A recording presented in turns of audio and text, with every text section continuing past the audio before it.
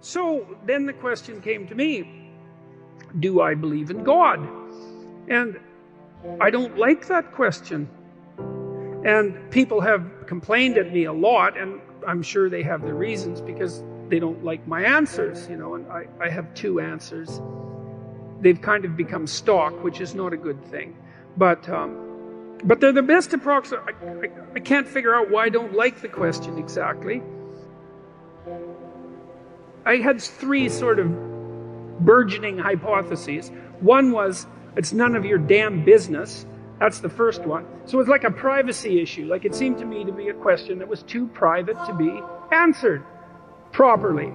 And so, you could consider that a cop-out, and maybe it is. And then another one was, well, what do you mean by believe? Like, do you mean the words? Do you mean to say the words, I believe in God? Does that indicate that you believe in God? Like, I don't know what you mean by believe exactly, and that's got me in trouble too, because, people think that attempting to clarify the meaning of words is an attempt to escape from the question when it's actually an attempt to specify the question. I mean, is what you believe what you say or what you act out? Now, I would say to some degree it's both, but if push comes to shove, as far as I'm concerned, what you believe is what you act out, not what you say. And, and if you're an integrated person, then what you act out and what you say are the same thing, and then you're a person whose word can be trusted, right? Because what you say and what you do are isomorphic. They're the same thing. But belief is instantiated in action. So I have also suggested that I act as if I believe in God, or to the best of my ability. And people aren't very happy with that either. And then the third is that I'm afraid that he might exist, which I think is the most comical of the three answers and perhaps the most accurate one. But then I was thinking about this today when I was thinking about what I might talk to you guys about. And I thought, well, let's go into this a little bit more. Let's say you do believe in God.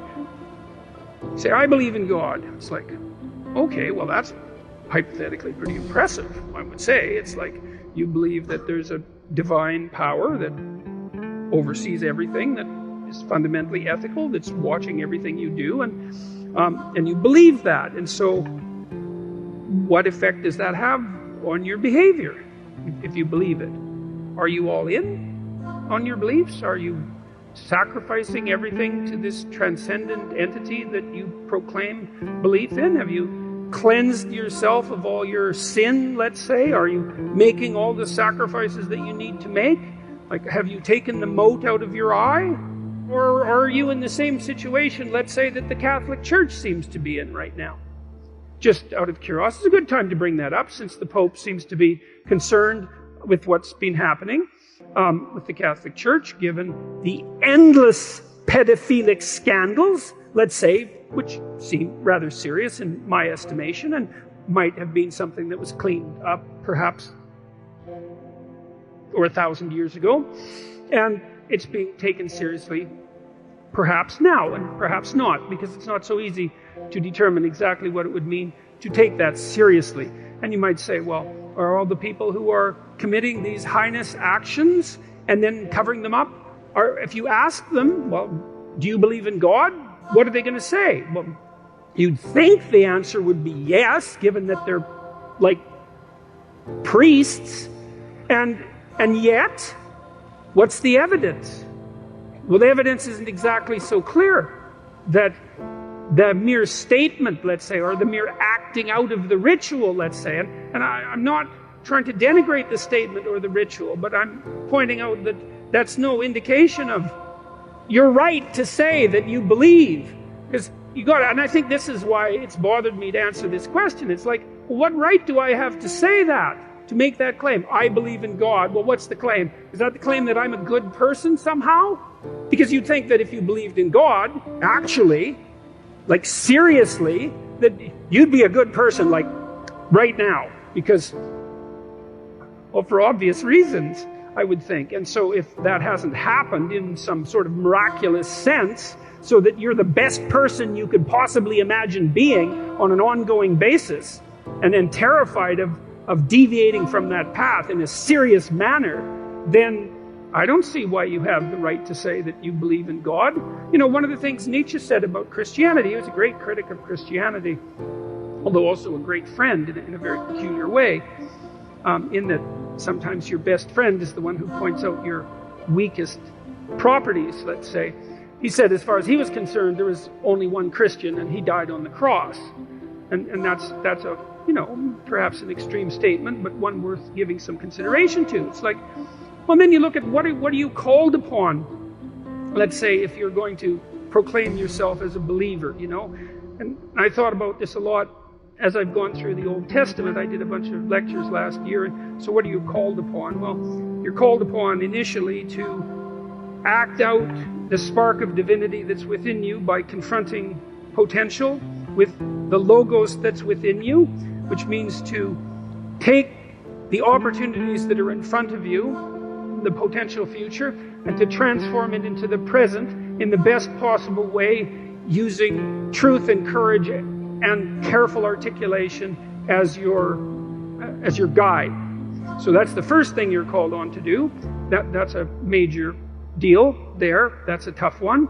And then the second is to make the proper sacrifices. That's the Cain and Abel story. Is like, you want something, you genuinely want it, you want to set the world straight, then you let go of what's necessary and you pursue. You let go of what isn't necessary, no matter what it is. No matter what it is. And then you pursue what's necessary. And then maybe you sacrifice your children to God. That was the story.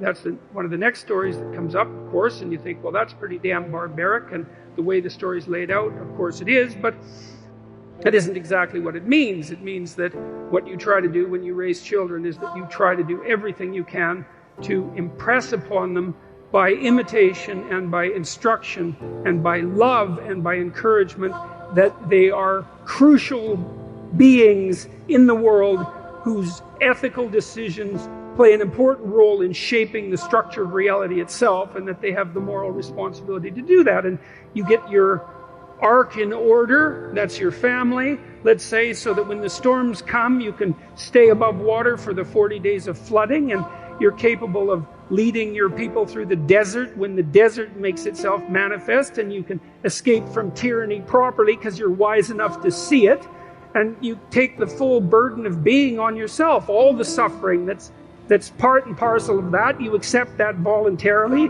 let's say, and you do everything you can to confront the malevolence that's part of you and that's part of the state and that's part of the world. And you make a garden around you. That's the paradise, a walled garden. It's a walled, well-watered place, so the forces of nature and society exist together in harmony, and you place your family in that so that they can live properly. And you treat your enemy as if he's yourself, and the same with your brother. And maybe then you have the right to say that you believe in God. Otherwise, maybe you should think twice about it.